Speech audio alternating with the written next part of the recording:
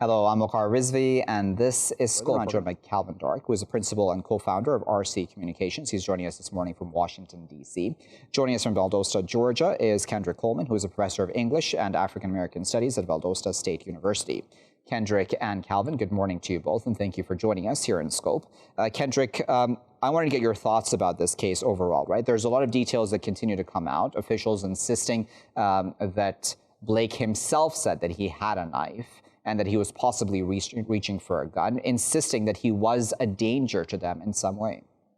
Right. I think the situation for most African Americans is that Blake was unarmed while walking to the car, and there was enough time for police officers to really apprehend him before that moment, before getting in a situation where there could be some possibility of danger to them.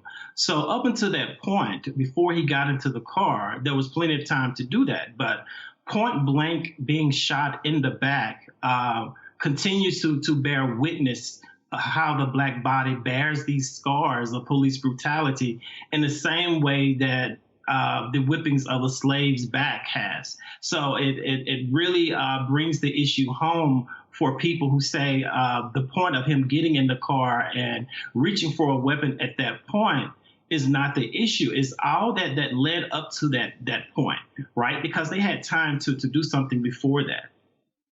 And, you know, Calvin, the details, when you realize that 3 of his children, very, very young children, were in the car when he was shot in that manner, makes this all sound even worse, and it makes the situation that much more, brutal, if I may use that term, doesn't it?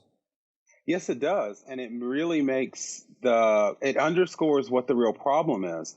Because if you think about it now, people on both sides of the issue are trying to, maybe see what may have been in his past, what he may have said to the police, what could have happened that we didn't see.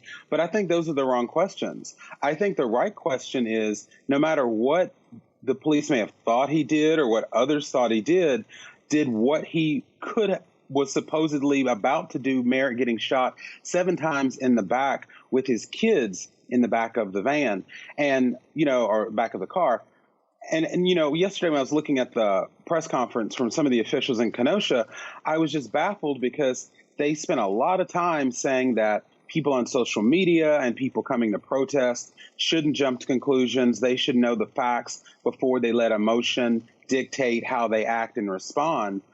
But I don't know if they see the irony that the very reason people are angry and upset is the police aren't doing that very thing when they hold people's lives in their hands because our government gives them guns and the power to arrest and question, investigate, and stop us.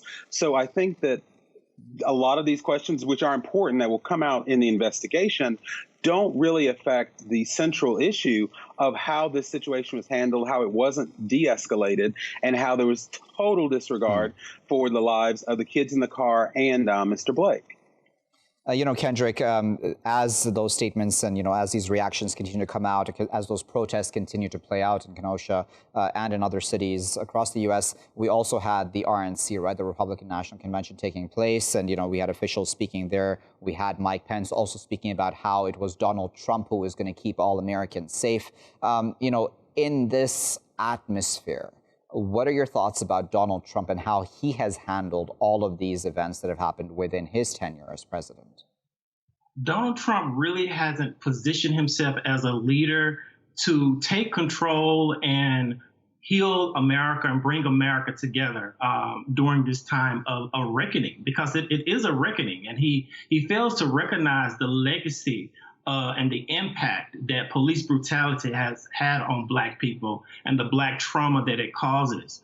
And so he's mostly focused on himself and creating this image for himself, this utopian image of himself about who he is, in regard of the Black Lives Matter movement, the coronavirus, all these things. So he's missed a rare opportunity to show the kind of leader that he could be. Rather, he's showing the kind of leader that he is. And so this is what we get. And so the message has been to Black America from Donald Trump that you don't care about the issues and the causes that affect us, and you parade around a few token African Americans to suggest so. But I mean, reality speaks for itself. What are your thoughts about Trump and how he's handled this issue? He keeps touting the fact that, apparently, according to him, unemployment is going down, at least during his tenure within the African-American community. But then he seems to ignore this sort of brutality that is very publicly playing out against the community as well. Well, I think, when I think about Trump and Pence and the Republican Party on this issue, I have two kinds of feelings. One, just on the purely political standpoint, it is a disconnect bordering on just ignorance that they are broadcasting images of what is happening in U.S. cities, saying somehow that that's what we can expect if Biden's elected while those things are happening during President Trump's presidency. So that, first of all, just doesn't make logical sense. But on an actual policy, let's fix the problem, what can really be done, one of the things that Vice President Pence made very clear to me when he told me in my living room was that not only does he not have a solution to fix systemic racism, but he told me the problem didn't exist. And he is following the lead of Donald Trump, who also doesn't believe it exists. So how can you seriously take anyone's claim that they are engaged to find a solution when they are spending their time telling you that the problem you're protesting against doesn't exist? And so I think in that sense, this is a very stark choice in this election, because we're not debating on how to solve it. We're debating on which reality you want to live in, the Republican reality where it doesn't exist, or the Democratic reality where we're going to try to face it.